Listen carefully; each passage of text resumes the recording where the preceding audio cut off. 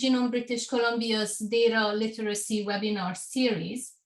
We're so grateful for today's presentation because I think it's a very important topic. We all need to learn more about Indigenous people's data and intellectual property. I would also like to invite you to the next webinar in our series, which will take place on March 6th, where Dr. Basi Morsi will speak on equitable global sharing of pathogen genome data. Registration for that will open early next week. And with that, I'll hand it over to Caroline Marno, my colleague, who is a program manager for digital technologies at Genome BC. Good morning. I just want to say that I was born to settler parents here in Vancouver, British Columbia, and now work and play on these unceded traditional ancestral territories of the Coast Salish people, the Squamish, Musqueam, and Tsleil-Waututh. Happy New Year's, everyone, and thank you very much for joining us today for our second webinar in Genome BC's data literacy series. If you missed the first one, the recording for that one and for this one will be available on the event hub. This one will be available by next week. So for today's webinar, I am delighted to introduce Gwen Phillips, who will speak to us about the topic of Indigenous data governance and OCAP principles from her perspective as Ktunaxa, one of the distinct Indigenous groups in British Columbia. Gwen is a citizen of the Ktunaxa Nation who has worked for the Ktunaxa Nation Council for the past 39 years. She has held a variety of senior management positions, at times overseeing departments of education, health, corporate services, traditional knowledge, and language. And for the past decade, she's been functioning as part of the team leading the Ktunaxa back to self-government. Gwen is currently championing the BC First Nations Data Governance Initiative. And I encourage you to look at her bio on our event hub. Before I turn it over to Gwen, I just want to recommend that you save your questions until the end. Gwen is going to be speaking for the majority of this portion, and then we'll have 10 or 15 minutes of questions at the end. And now turning it over to you, Gwen. Thank you very much, Caroline, and thank you everyone for joining us.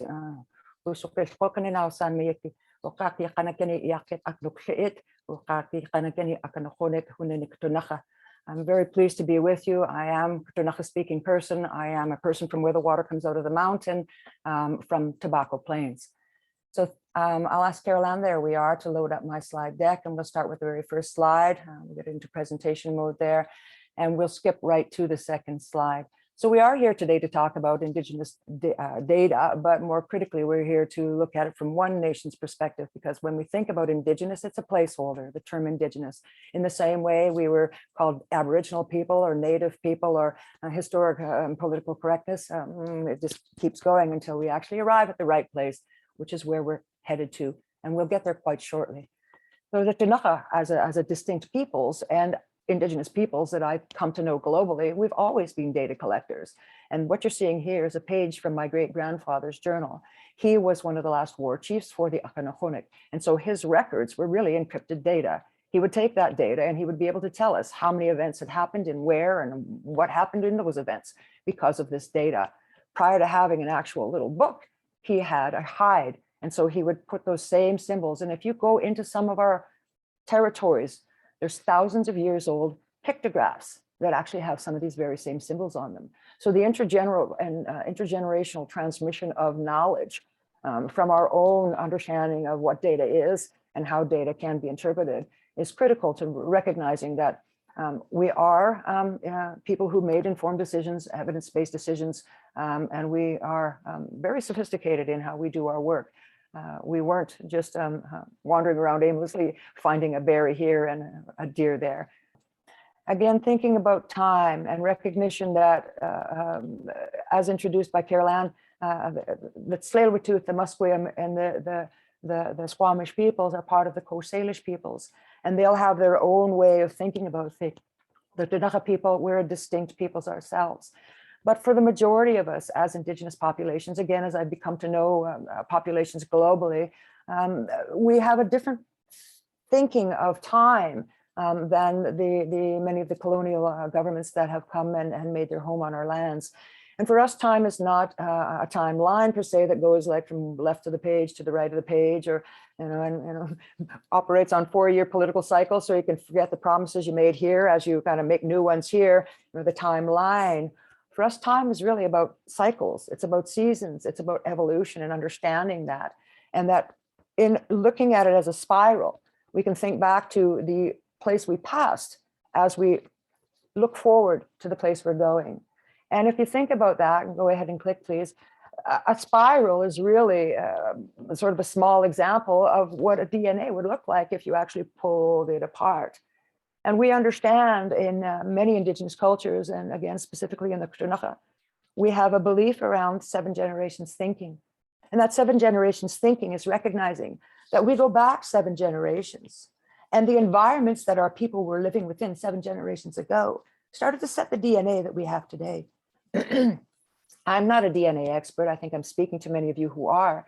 But again, in thinking about the 7 generations, I believe somewhere when I was reading about genetics and things like that, that there was a sort of a point at which you can sort of look at 90% accuracy in relation to sort of plotting out your ancestors, and then you get a particular point where it starts to exponentially get a little bit less secure that you're there. And I think it's somewhere around the 6th, 7th, 8th generation in there that they were saying that you can be 99% sure pretty much with your 6th generation of where your ancestors were. But once you get to the next one and the next one, it starts to get not quite so. So I wonder there again, the knowledge we have as Indigenous populations, the knowledge we had, and the understandings and the scientific knowledge that's being brought to life through research now. Did we do this before? Are we just coming back around and circling back around to knowledge that we had historically and rediscovering it again? Go ahead and click, please. And so understanding again that the places that we're in as Indigenous peoples globally will have a direct impact on our genetics, on who we are. So if we're amongst a population where there's been a lot of famine, where there's been a lot of chaos, turmoil, a lot of war, the genetic imprint might be there for generations to come because of what's happened. And so as we sort of come to this new stage in our evolution as humanity of knowledge and being aware and understanding around equity and just in general terms humanity, and coming to grips with the reality about racism and the way we've treated each other historically, we know those things. And so really understanding again that the rights of Indigenous peoples is a global declaration, but Indigenous peoples, as I said, is a placeholder. And so we really have to understand that the Indigenous peoples need to be recognized as distinct groups, and in that have the rights that have been articulated in the Global Declaration and in Canada sanctioned through law, both provincial and federal law. And those rights include the rights to human and genetic resources. So whenever we're thinking now about even the lick-a-stick, you send it away to find out who your parents are. When you think about Indigenous laws, we have distinct laws in relation to treatment of things like blood and hair. Interesting. 2 sources of genetic information. So when we think about the application of something so global and something so high level as the Declaration of the Rights of Indigenous Peoples, we have to drill it down to where we actually understand who the peoples are. And we speak about the right to a nationality, and that's not being a Canadian or an American or whatever. That's actually the distinct nationality that I have as a Ktunaxa speaking people. Remember that a nation is not an entity, it's identity. Just like Canada's a geography, and we have Amakis Ktunaxa, the maps behind me of where my territory is in the southeast corner of British Columbia, northern Montana and Idaho, historically over into Alberta as well. So the actual implementation of anything to do with the rights of Indigenous peoples, for us, it comes from the ground up.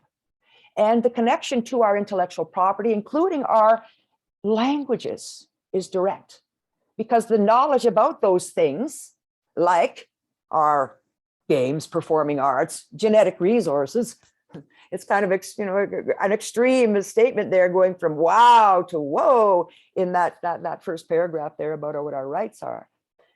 It's really, really about us being able to self-determine who we are again, being able to measure our ability or our ability to measure that, and about the ability to be recognized as the owners of the data that relate to that.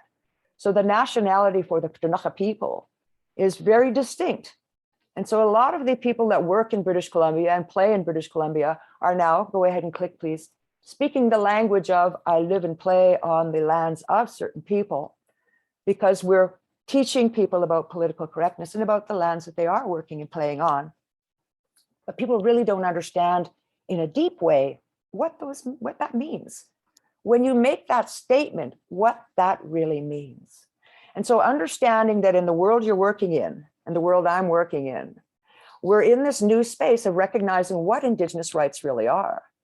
Because Gwen Phillips is a human, and I have human rights, and those rights never disappear. Even when I say Huninik Ktunaxa, to recognize myself as an Indigenous person, to be recognized as that Indigenous person.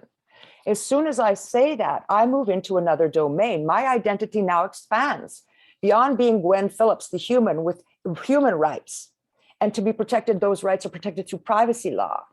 I now, as a Ktunaxa person, are part of a group that has collective rights. And it's not at the collective level of Indigenous peoples. It's actually right down to Ktunaxa law. So understanding that the laws of each nation group, nation being the linguistic identity, because that's within which the worldview is contained, they have the right to determine what it is, how it is, who it is, etc., that has their data, that is going to even look at them, study them, and use the data that even exists out there in the world right now, because data ownership is not just about newly created data or a new research initiative. It's about recognition of everything that relates to us as a distinct peoples. Historic, contemporary, and future knowledge is ours. Go ahead and click, please.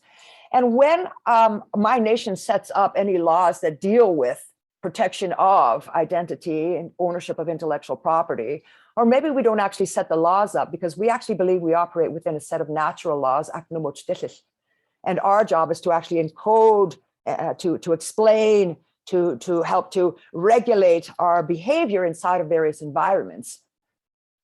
We would encode and we would start to explain how our data would be treated, but we might not be calling it Ktunaxa law per se. It extends from Ktunaxa law, which is again the natural law of the way things are when we don't disturb them. So in British Columbia, if we think about Canada as a geography, Canada is the home to 11 Indigenous language families and approximately 90 unique Indigenous languages that connect inside of those families. British Columbia has 7 of those Indigenous language families here, and approximately 34, potentially 35, maybe even 36 if we start waking up some of the languages that have gone to sleep, distinct nation groups in British Columbia. So we have almost 200 Indian bands that have been created by the colonial processes, as many of our communities were wiped out or were moved and amalgamated to accommodate federal interests. But we still distinctly recognize ourselves by our linguistic identity and knowing who we are. And so that is, again, at the foundation of all of the intellectual property ownership and the application of OCAP. So Indigenous peoples have rights. The peoples speak languages and those hold them together. So there's 4 Ktunaxa governments in Canada, 1 in Montana, 1 in Idaho. We all speak the Ktunaxa language. We all own that intellectual property collectively. And so we have to work together to determine how that intellectual property is treated and how Ktunaxa law, or the law that Ktunaxa respect and recognize, applies in relation to various things like data or other things. So it's a process we actually are moving through as distinct populations. And it's important to note that the actual articles in DRIPA, or DRIP, UN DRIP, that we've taken into DRIPA and UN DRIPA, federal and provincial legislation, they actually say that we will not be subjected to forced assimilation or destruction of our culture. That's been from the get-go of historic relations in Canada, what's been going on. It talks about redress for the impacts on us.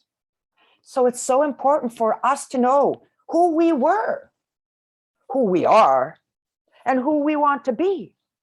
So we can actually be negotiating in a correct way with the Crown, both federal and provincial, in order to actually bring this declaration to life. So there can't be one plan on how to implement the UN Declaration. Each nation has to determine how that happens because we're the only ones who can determine what happened to us through the colonial processes. The only ones who can determine what data ownership looks like within our worldview. Because for the Coast Salish people, they have big houses, long houses, they have different clan systems, etc. That's not the same for the Ktunaxa peoples. So we have to be able to do this work from the inside out and be respected as governments doing that work on behalf of our peoples who have rights. So we have peoples with rights, we have governments who hold those rights and who make the room for us to exercise those rights. Go ahead and click, please. And so some examples of sort of historically our identity being taken away is the Ktunaxa speaking people were actually called linguistically Kootenayan speaking peoples historically. So if you go back in the linguistics world, you'll find out that when the ethnos were coming here, ethnographers and linguists and all of those people, they were coming from east to west, and they asked some people over the mountains who were the next tribe they were going to meet, and they had a word that sounded like Kootenai, and it was their word for us. And so in their world, we became the Kootenai Indians. And so our whole territory is called the East and West Kootenays. But we speak Ktunaxa, that's somebody else's word for us, the Kootenai word. So you see the course correction and the necessity for us to actually take ownership back of our identity, because in that identity comes all kinds of authority, responsibilities, and privileges of where we can do certain things, of how we do certain things, etc. And so we are the Ktunaxa speaking people, but myself, I'm Akanahonik, and we have the Akamnik, Akiskanoknik, Akaklahonik. We have distinct peoples inside of the Ktunaxa speaking people, in the same way that there's the Nuchanulf people with very distinct populations inside of that, the Tsilkutain peoples with very distinct peoples inside of that. And so that has to be understood, and it's at that level that ownership of data applies. Go ahead and click, please. So the Akanahonik have distinct knowledge because of where we sit on a map at Aknokliit, which is down there on the Montana border. So we know a lot about that ecology. But up there in Akiskanuk, they're moving up into the mountains, higher up into the mountains there. And over in Yakanoki, they're over there in the Creston region in the west side, and they were more on that side of the river. And so the whole Columbia Kootenai River system was our territory. We have ecological knowledge around that whole system and all of the cycles that go within that. So, and when you think about Indigenous data sovereignty, it is the O of OCAP. It's taking ownership. Data governance is where you apply that now. So it doesn't cost anything to actually assert ownership, but it costs the other governments a little bit of anxiety because they have to actually change the way they do things. OMG, does this mean we got to swivel our head again? Yes, you do. Only it's the last time you have to swivel it, because when you recognize us as the distinct peoples we are and our governments, now all the issues that have been created through colonial processes, from the articles of DRIPA or UN DRIP, excuse me, to RCAP, to TRC, to MMIWG, all of it can now be addressed differently. So let's try differently, not harder. Let's work differently. Let's recognize that it's not Indigenous people, small p, every person that we're trying to actually support or relate to. It's the nation groups and our relations internally to each other where the reparation needs to happen. And so understanding again that self-determination is really taking ownership of identity and intellectual property, which includes data. Data is what we have that relates to everything, whether it's financial data, environmental data, genetic data, etc. So a lot of times we're down there looking at data records and information management because people have already taken our data or they're using our data, when we have not had the time as nation groups to actually work on exploring what data sovereignty is to us again, and exercising, starting to actually articulate that through policy, procedures, etc., to do data governance. That's where data sharing agreements, etc., are negotiated. Go ahead and click, please. And so for us, there were these blanket agreements, etc., and we're saying no more, no more, no more. So if you think about the Declaration on the Rights of Indigenous Peoples as a template, and you pull out the word Indigenous in Canada, and you put in the word that relates to each one of those distinct nation groups, it now reads very differently. And now we have a framework for actually moving our relationships forward. So people will know that the Ktunaxa peoples are the ones with these distinct rights. Oh, we have to relate to the Ktunaxa peoples. How do we relate to them? Through their governments. not through the Leadership Council or the Summit or the UBCIC, not through the Health Council or the Health Authority, not through the FINESC Education Committee, not through any of those groups, because they are no longer carry any legitimacy now that we have this law in place around DRIPA, because we can't be assimilated anymore. You've got to come and meet us in our territory, work from the ground up, understand us, and know what law we work within so that you can do your work in a good way.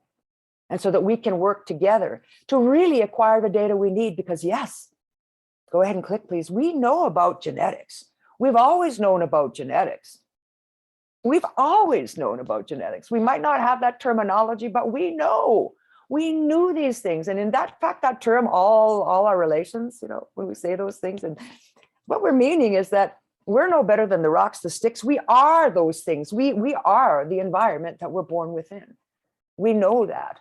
And so if you think about the Indigenous populations of Canada, global populations, or just populations of just humans, and how we've been treated by other humans, and what happens to us at the level of our organic human self, that's a something. And then you put on top of that for us as recognizing for the Ktunaxa peoples and many Indigenous peoples in Canada and United States as well, through the colonial processes, the introduction of alcohol and how they used it to basically do what they did to us, and how it still affects us. And now there's many other things. But my nation came to know in the early 1990s about fetal alcohol exposure. And so we came to understand about brain change, about how something from the external environment brought into the human body directly affects us. We knew those things, but that was now scientific evidence coming at us with epigeneticists saying, yeah, we're starting to understand the impact of what happens to the fetus on the future of that person. So we know that inflammatory disease, a lot of it has its roots in early childhood trauma and fetal trauma. We know that our genetic makeup is set so many years ago. The Ktunaxa know that we don't own the land owns us. We are just the keepers of a sacred trust, sustained by the water, the land, and the trees, our ancestral home for centuries. And so as we move from understanding what's happened to us and we move back to knowing what self-determination is, we're addressing the determinants of health. And if you understand the core determinants of health, you know that genetics is one of them. Genetics is one of the core 12 determinants of health. So we understood that, we understand that, and we want to work in that space. Within the Ktunaxa Nation, we have some very rare disease expressions that require both the parents to carry that genetic imprint in order for it to actually manifest. And we've got that. In fact, my son's cousin has a very rare form of a skin anomaly that is basically can't filter the UV rays. It's XP something, a very long name. But you know, it's amongst our population. And so knowing who we are at that level is very important. But it's us that needs to know that, not the world. We don't need the world looking at us any more than they have already. It's us that needs to know these things. And so we want to take population health ownership again, not at the Indigenous level, not at the First Nations level, because again, those are assimilative terms, but at each nation group's level, the Intlakapan, the Staatliam, the Tsimshan, etc. Go ahead and click, please. And as we do this work, again, knowing that ownership and control is governance, access and possession of data is management. Some of that data is driven through services, some of it's driven through research, but it all needs to be treated within the same sort of lens. The ownership and control is what drives the access and possession. So you got to go right to the owner of that data. And so we know about free, prior, and informed consent with respect to research subjects and individuals. Now we got to notch it up, ramp it up a notch, because we need that free, prior, informed consent of the individuals, but also of the governments that those individuals are part of the collective of, if it's a distinct Indigenous population that you're dealing with there. So being careful and understanding that it's no longer okay to just have 20 Indians in a room from different nations and globalize that and say, this is how Indigenous people are. No longer acceptable. Click, please. So we've really got to, you know, be doing things differently, try differently, not harder. And there are some principles, of course, that have been established globally, and you are aware of those. You've had some discussion on them already. You know about fair, findable, accessible, interoperable, reusable. But again, a lot of this happens. A lot of these principles come from research environments. because historically, of course, that's where we went, enough of that, and OCAP was generated. Go ahead and click, please. So where we evolve, we start to evolve, and I was excited because a lot of the work that's being done in the international space was basically started a little bit of, not by me, but I was part of that early work back in the early, I'd say 14, 15, convening people around open data agendas from global populations, indigenous populations, because many of our governments, the states that we live within, have been making promises globally through open data agendas. And so we've pushed ourselves in there, especially here in Canada. And we've now got Treasury Board making commitments a little bit different than they have historically because of that. But really understanding there again, that these are generalizable, portable principles that can only be made real when the population is clearly identified, that you're dealing with, a disaggregated group that you're actually exploring, that they're the ones that have rights to ownership of that data and the rights to control the data. Go ahead and click, please. So for the Ktunaxa again, and this is again a little bit of a rub with the Canadian government and an education point for all of us, is that intellectual property and the concept of intellectual property in the Canadian mainstream society is, partitioned over here. It's primarily business law. And I know that, as again, my background is business administration, and I am an artist. So I create all kinds of graphic image, I create songs, I do all kinds of things like that. And so I know that there is Canadian intellectual law that applies to me in the ownership of my individual intellectual property. Again, go back to individuals, human rights, individuals, privacy law, individuals, intellectual property within the Canadian mainstream. But then you have to understand that, again, I'm a Ktunaxa. And so if my intellectual property or the intellectual property I'm pushing out there into the world is actually based on my worldview as a Ktunaxa or contains Ktunaxa value, identity, symbols, etc., then there's another set of regulation that I, as a Ktunaxa, have got to adhere to. And so there again, Ktunaxa intellectual property is not owned by an individual, it's owned by the collective. We shape the identity collectively. We agree to these things collectively. We have these common bold understandings of bringing the wealth of the nation together to redistribute it so that everybody has that wealth. And so the capitalism, that's kind of been, again, a major sort of frustration for us, trying to get recognition that no, economic development is not what we want. We want to take over our economy again, so we can make sure there's, our elders say there's not enough Ktunaxa to throw even one away. So it's not about competition for us, it's about collaboration and making sure that everybody has something. So understanding that each nation group, again, has and potentially has distinct ways of looking at intellectual property ownership. So it might be within a clan, it might be within a family, it might be within a particular society group. And I'm not talking about the nonprofit form there, men's society, women's society, because we have these cultural groups that we've come to sort of label as societies for purposes of discussion across cultures. Go ahead and click, please.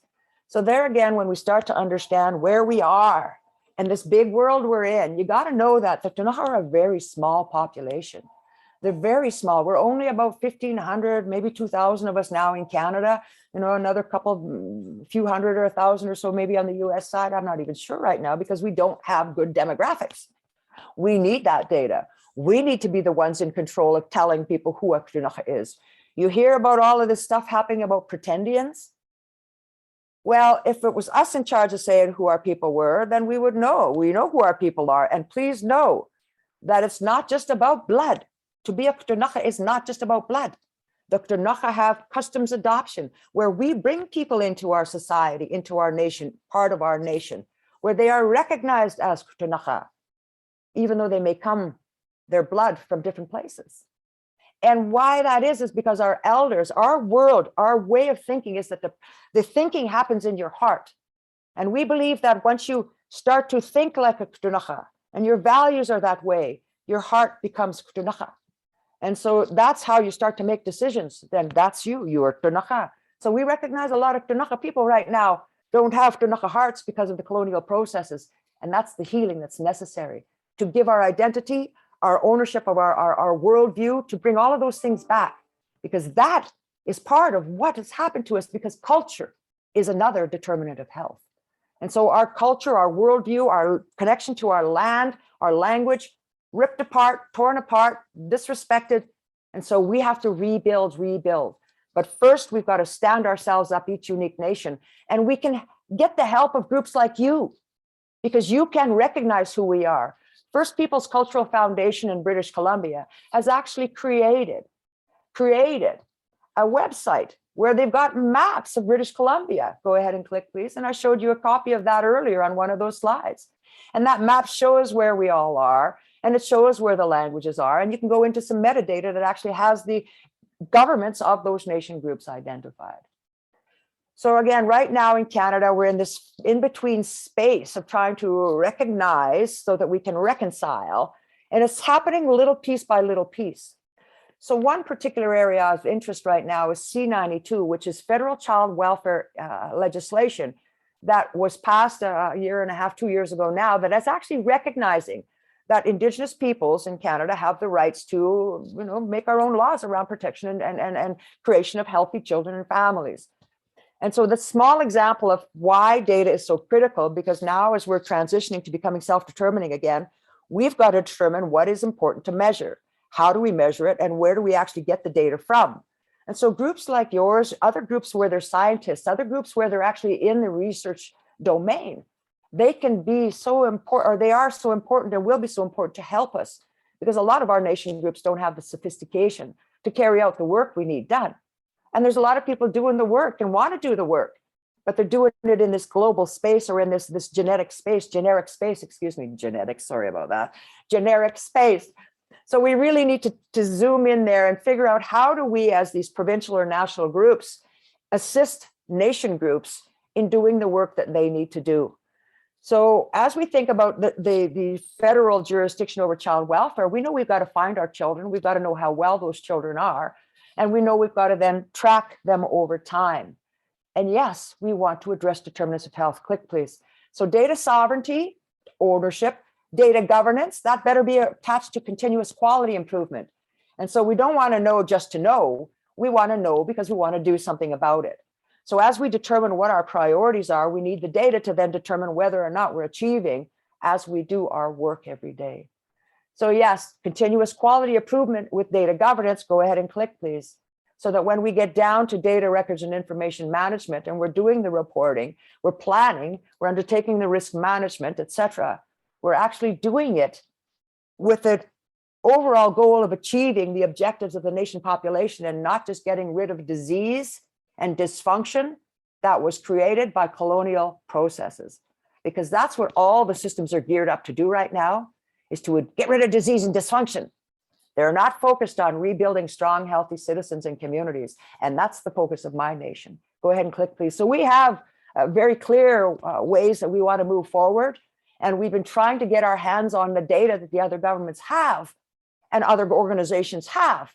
But again, that concept of ownership has got to be clearly understood. Doesn't matter if you're the one who has it, provincial government, that's my data. So anybody that's using data that distinctly can identify a Ktunaxa person, that's Ktunaxa data. You've got to actually think about repatriation potentially, or what future use of that data might look like with or without the sanctioning of that nation group.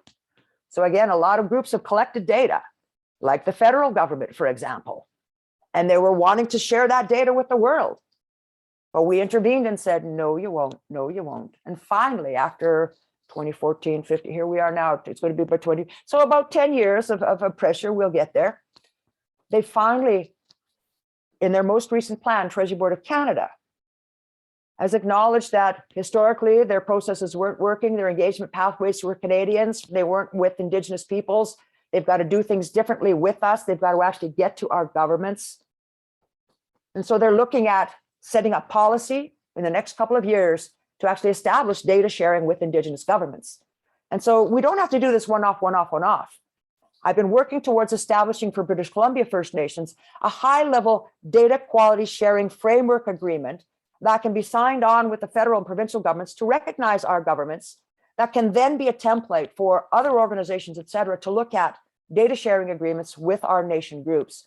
So all of the elements will be built into this master agreement to then look at data sharing in data collection exercises and how those would relate inside of these broader framework agreements.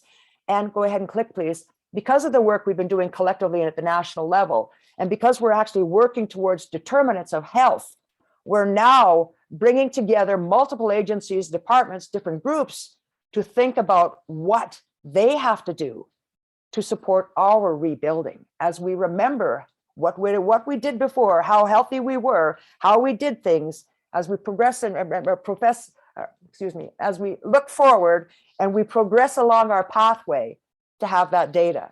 So we want to have healthy processes, governance. We want to have healthy partnerships like with Genome BC, for example, so that we can actually understand our people better, so we can support them and they can understand themselves better, more critically, support them and ourselves in our journey, both as individuals and collectively, back to wellness. Go ahead and click, please. And so the collective work has actually been happening across Canada. As mentioned, I am maybe in my bio, I'm a volunteer director. I've been there for 10 years now, to the National First Nations Information Governance Center. That's the entity that was created by First Nations governments through political resolutions to actually start doing something about the ownership and control of our data because of its treatment in the research environment historically. And so FINIG, First Nations Information Governance Center, and it was me really pushing for this because of the work in BC and my own nation's work for so long, pushed the federal government to actually bring resources into play to establish a national First Nations data strategy that will then be implemented at the nation group level, moving upwards. And in that, we're going to be establishing infrastructure, actual data centers, data and statistical institutes with the scientific capacity to actually deal with our data in the ways it needs to be dealt with, to protect privacy and to actually acknowledge our ownership and rights to control as Indigenous populations. So we will have an entity and with infrastructure to bring data from other environments into that secure environment to make use of it. And so thinking about genetics data, for example, a place for a nation group to actually house their data in a very secure environment where we're not worrying about who's got it, who's got it, who's got it. And so there's opportunities there again to look at data sharing and data use agreements, but they're all going to be based on a delegation of authority from the title holding groups in BC, from those groups that have land in BC, that live on the BC land, not a Mi'kmaq in BC, but the people from BC that are from BC.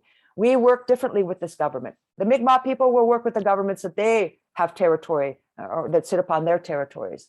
So there will be data centers, these operable data centers in all jurisdictions across Canada, so that we can do the data sharing and the data repatriation that's necessary and ensure that if there's a Tanakha living over there in Mi'kmaq territory and they want their data to be part of the data, the population, Tanakha population data, that we could do that work within the network of these sophisticated centers.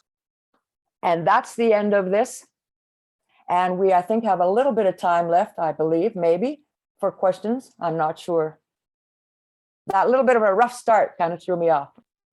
Yes, we apologize for the rough start, but you did go through the presentation in a very timely manner, and so we do have time for questions. So please feel free to continue to add your questions to the Q&A. I have a question here from Anita. Can you offer suggestions for OCAP when working with urban Indigenous organizations serving peoples of many nations? Absolutely. And that's why I'm saying identity is so important. And in fact, many people have had their identity taken away through adoption, through various processes. And other people have actually left their community environment because of the dysfunction that's there. And so they've migrated to urban centers because there's no housing, there's no this, there's no that, there's no clean water, there's no services. And I'm not just talking about dysfunction of people, I'm talking about systemic dysfunction based on the colonial systems we're still operating in. And so there's a whole lot of Tanakh that live in downtown Vancouver. There's Niska, there's Tims, everybody in downtown Vancouver. They are not urban Indians. They are Tanakh living away from their home territory. And that has to be understood.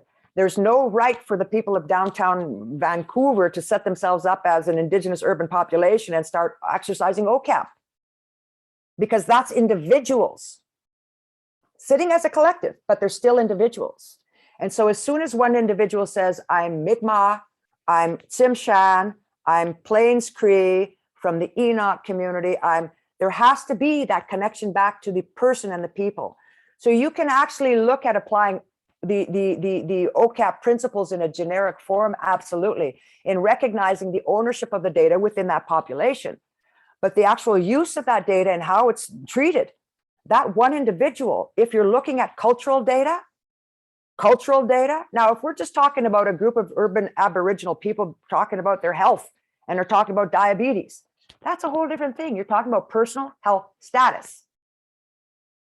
So again, it goes right back to understanding what is it you're talking about, and does this relate to the cultural identity? Is there any one of those DRIPA articles that's actually in this conversation? Because if there is, then there's a responsibility for that individual, or for you to help that individual find out whether there's any laws that they have to actually respect and understand. Because a lot of our people living in the urban environments do not know their cultures, do not know their values, do not know anything. And so a lot of them are textbook Indians. I'll say that straight out, textbook, whatever, however you want to call it, because they go to books to read about themselves. And so what they're learning about themselves are what other tribes do. And so you'll see them practicing, we don't have medicine wheel here. That's not us. We're beads and feathers teepee people. We don't have totem poles here. We don't have, so really understanding. And so sometimes we adopt persona because we have none in those environments. And that's where we are in our processes. But the repatriation, the actual, everybody wants to know themselves. It's a human thing.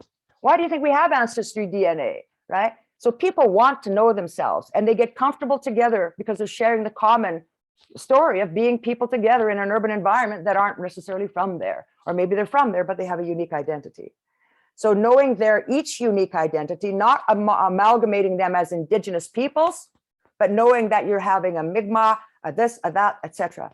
So I know I looked at the City of Toronto's Reconciliation Action Plan, right? And they're recognizing that you start with, sure, First Nations, Métis, Inuit, but First Nations, there are 80 unique groups that are under that label. Métis, one group. Inuit, one group. First Nations is not one group.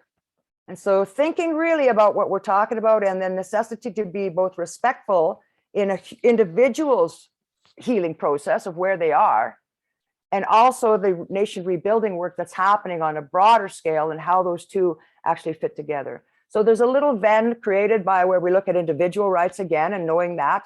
And if that's what you're dealing with, then you're fine. But as soon as you're dealing with, as I say, Indigenous intellectual property, that might be somebody bringing forward is something about Mi'kmaq. They're going to tell you a story about from the Mi'kmaq perspective that they are.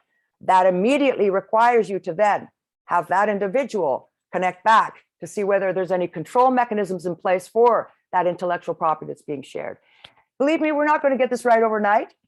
It's about respect, being okay to say, gee, I got it wrong. Being okay to say, I don't know, please help me learn. And being okay to know that we are all on a journey of reconciliation. And a lot of that work has to happen internally before we can do this work with other partners, but we're having to do it anyway with other partners as we're trying to do it. It's like we're driving down the road on a car, trying to change the tires and get some gas in there as we're trying to get to someplace at the same time. So you can't get it all right. You try to know the individuals as the distinct people they are as an urban population, and then help them to be repatriated with their own cultures and learn about their own values through in the exploration of OCAP. Thank you, Gwen. I'm getting a sense for how this landed with people. I'm seeing lots of really wonderful comments about how powerful the presentation was. There are so many questions here, but I'm just going to single this one out. Given your thoughts about the Tunaha and how each nation group is distinct, what steps would you recommend taking in engaging with local nation communities, not for accessing data, but to collaboratively engage in research projects? So as I noted, most of us across BC in particular, and across Canada as well, because I work with nation groups across Canada in community development. Most of us have plans. Most of us have visions of what we want to be. You know, we're still stuck in this dysfunctional relationship with the Crown where we're kind of doing what we're doing. But really recognize us. That's the first thing. And so take it from I live on the land of, to making a commitment to learning one more thing about the peoples on whose land you live every week, every month. So just taking time to actually learn about the people and to humble ourselves. We love food. Find, is there an elder you can find that you can actually have a discussion with to find your way in? Is there a youth from that community that's in a class you're in? So again, knowing the comfort level of individuals to be your guide and interpreter into the community environment is different. You might find somebody like a Gwen Phillips that's, come on, I'll help you get in here. You might find somebody that's not quite there yet themselves. So know that there's different comfort levels with every individual, and that there's going to be potentially some people that are actually still at the roadblock stage where they're like, no, you can't come here. We've been treated so badly. That's there. And so just again, the ability to know that we are in healing mode, and that research is part of what we need to do, but it's how I've described it to a set of researchers at an event in OCAP. As I said, think about a dice on the table.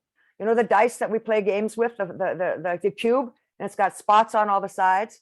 I said, think about it sitting on the table, because we're all sitting at round tables. I said, so you researcher on that side are looking at that dice from one side. You see the one spot. Well, on the other side of the dice, you know, is somebody else looking at it, they see, I don't know, the sixth spot. Somebody else will see, and there's always that one that's on the table. And the only way we know what it is by just you know, saying, oh, I got these ones, what's missing, right? I said, please understand that we're actually solid. That dice is solid. We're on the inside of everything you're looking at. And so rather than the work that's been taking place to date, which is external people looking at us from the outside, venture in with a 0-degree thinking about what you want to study, and ask what they want to know about. And is there a way for you to help them even establish a research agenda for themselves?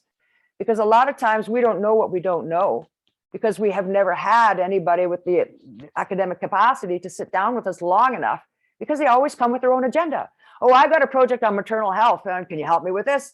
It's like, yeah, maybe. And so again, if people coming with their agenda to us, rather than understanding we have agendas, and we need help from people that do research to move those agendas forward.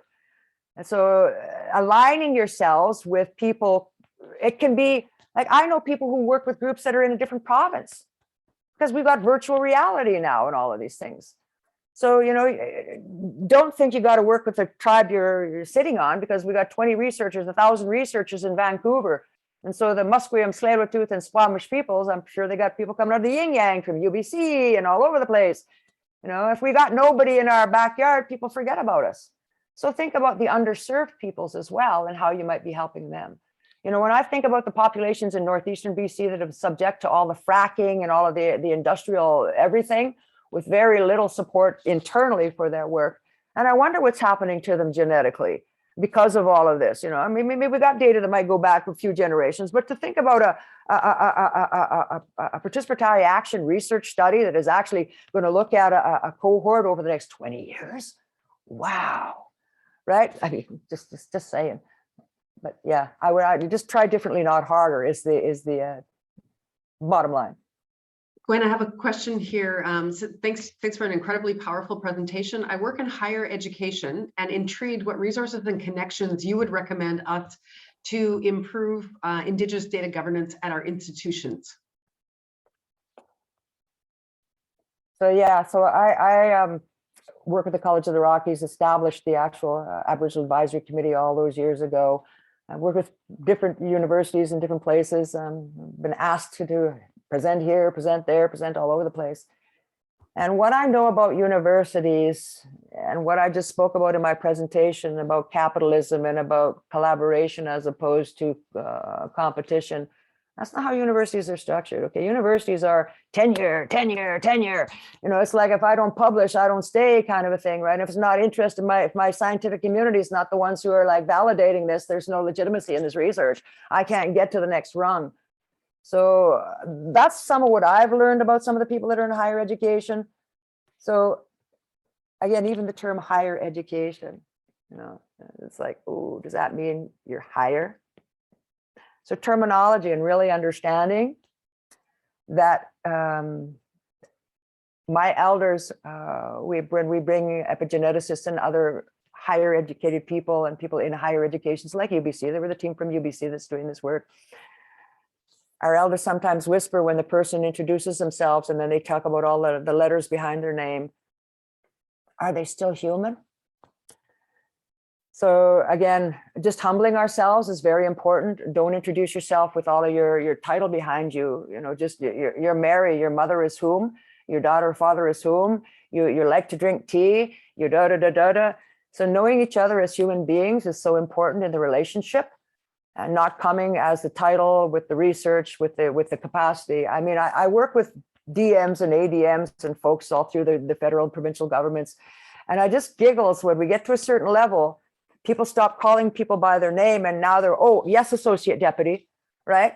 It's like, so just understanding what your institutions have done in relation to hierarchy, and that in our world, we have structure, but there's not really hierarchy in many of our structures, a lot of them. There's the same value given to this person who does this job as this person who does this job, right? So just that recognition component, I think, is just important, and the humbling ourselves and looking at recognition statements. So I've suggested to a number of different boards, and I've actually said to UBC, and I've gave them the principles by which they could exercise this. And I think that they did some political thing, but I don't know if they've done anything with it because it's been a while, is to actually put out a political statement that does recognize the distinct title holding groups of British Columbia. The data's there, the knowledge is there to know that this is the data landscape you're working on. These are the people. And that could be the layout of the whole of Canada, because the data's there. We know which peoples sit on where, and we don't sit on reserves. This is Amakis Tunacha, the territory of the Tunacha peoples behind me. And we know that territory because our language touches it all over the place. And where we don't have our words anymore, we're not in our territory. We're now using a Shuswap word or an Okanagan word or an Interior Salish or somebody else's word. Thank you, Gwen. We have a question from someone, Andrew at Genome Atlantic, and he's asking in terms of funding calls, which is likely to be less extractive, having an exclusively Indigenous funding call and separated database, which data sovereignty can be controlled, or a call which intends to integrate Indigenous originated data along with non-Indigenous data? Yeah, so the whole move and the reason why we're creating infrastructure across Canada, data centers that will serve First Nations governments, and so those distinct 80 groups, right, distinct 80 groups, is because of the ownership component of OCAP. And so as soon as you start to, I'll give you an example. My nation, we have a vision. We've taken that vision. The vision is strong, healthy citizens and communities speaking our languages and celebrating who we are and our history and our ancestral homelands, working together, managing our lands and resources as a self-sufficient, self-governing Tunacha nation. Comprehensive. So we've taken it, broken it down into measurable. We got some of the metrics that we want to actually look at are related to that. Then we went into a data exercise with Population Data Center BC, and we had them go mine your data, people, and see what you got that we can get a hold of that's actually going to help us to do our measurements. They came back with about 700 indicators from their pop data center, and only 24 aligned with our worldview of what they wanted to measure. So there's a huge data gap in values. There's a gap in value, period, right? I mean, people don't realize that the reason we are generally take the man's name when we get married in Canada and other places is because it was actually a property law ownership. Marriage in Canada came from British common law, where the man owned his wife and minor child, and she took his name in order to actually be his property. And so understanding that there's different value sets that apply to us, even distinct nation groups, different values at the nation level, not global. So what the Mi'kmaq do over there in Nova Scotia is very different. What the Tunacha do, and our values are very different. So we have to actually think about working with distinct Indigenous groups, with the Mi'kmaq, with the Wolastoqey, with the Innu, with the Anishinaabe, with the distinct groups to understand their worldview, how they want to do their work in research, how they treat data, what OCAP means to them, and then we can sort of get on with it. So yeah, you got to think of the research world, and then you got to think of the work we're doing in governance and the rebuilding we're trying to do, and the necessity for data to actually do our rebuilding. And that's where it gets exciting, because these are things that people have never measured before. The BC government has never measured a thriving youth because it's too hard. So what do they measure? They measure suicide. They measure these things that are negative, right? Because it's easy. No. Like, don't go there. Let's really figure out what we're trying to measure, and let's collect the data to actually know whether or not we're getting there. Thank you, Gwen. I really want to share the comment here from Kate Orvis. She said, this isn't a question, as I've been completely blown away by this session. I'm based in a policy institute in the UK, and our work focuses on some of the policy and ethical challenges about bringing the benefit of genomics to the world. we can be in a global cohort, and I have never heard these issues expressed in this way. And I think that is a huge gap in our perspectives. So much of the discussions about the need to increase diversity is about increasing the diversity of the data, and honestly about increasing participation across the continent of Africa. Thank you so much for letting me join this session and hear these perspectives. And I think with that, I think maybe we can close the session. Thank you so much, Gwen. This has been, as it very eloquently was summarized by Kate, a very educative session. And I think we go away to, back to our worlds. And I think one thing that I'm taking away is to learn more about the nations whose lands we have settled in. And would like to also be more humble as we go forward and think some of the terminologies that we have been using, if they're still accurate, and being more open to learning about others' perspective. And please feel free to share that deck. And my the website that I am connected into, and my email address, et cetera, is on that website, is on the title slide, bcfndgi.com. So thank you, everybody, for taking time to listen to me this morning, this afternoon, this evening, wherever you are across the globe.